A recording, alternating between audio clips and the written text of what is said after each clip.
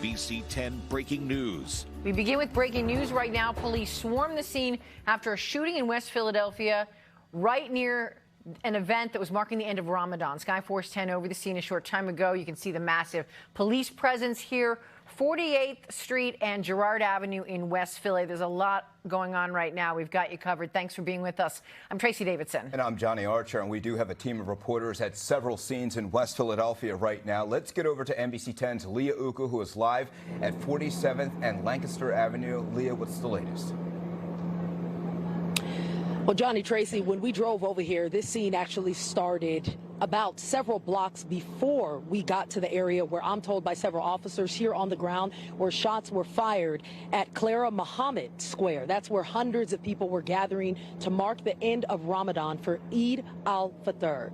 I'm told by witnesses here on the ground that there was a lot of panic, a lot of stress, a lot of anxiety, a lot of anger, because this event was supposed to be peaceful. As we obviously know now, it did not end that way. Where we are is at 47th and Lancaster. Behind us, we're seeing police brass as well as the mayor here on scene. We're told that they're moving the presser here to this area shortly, within a matter of minutes. We're also seeing several city council members approaching us as we speak here on the ground. Now, I was speaking with a lot of parents earlier who were trying to get their kids from this area because they had split up with them during the chaos. They were not allowed anywhere near this scene, not just 47th and Lancaster, but also 48th and Girard and any blocks down, including Belmont and Girard. They were trying to find their kids and couldn't find them. Police not letting anybody in the area by foot or by vehicle. They can only leave this area. They've been calmly trying to clear out the area, including this square, but are having a hard time because a lot of vendors are still here trying to pack up from this event that's been happening all day. Listen to one woman who was trying to find a minor. You didn't hear anything but no commotion. You just heard the gunshots, and lots of them, lots of gunshots. It wouldn't stop. It just kept shooting. I feel like forever, maybe 5 minutes, but possibly, about 5 minutes, because we were just grabbing the kids, putting them underneath the tables, putting them under the, pickup trucks, underneath the cars, just getting them to safety. Yeah, there were activities happening here all day from the morning to this afternoon. A lot of free activities for families, especially kids, because they were out of school. Even though there is a school just across from where we are, school was closed today. This was supposed to be, again, a very celebratory event. Tensions were very high when we first got here. We tried to talk with a lot of people on the other side of this perimeter. People just were really panicked, really trying to find children and really trying to get out of this area. One more thing I want to note, when we were driving here, even before we got to this neighborhood, you could see the stress, the anger, and the sadness, frankly put, on this neighborhood's faces, because this is yet another incident that one woman was telling me off camera.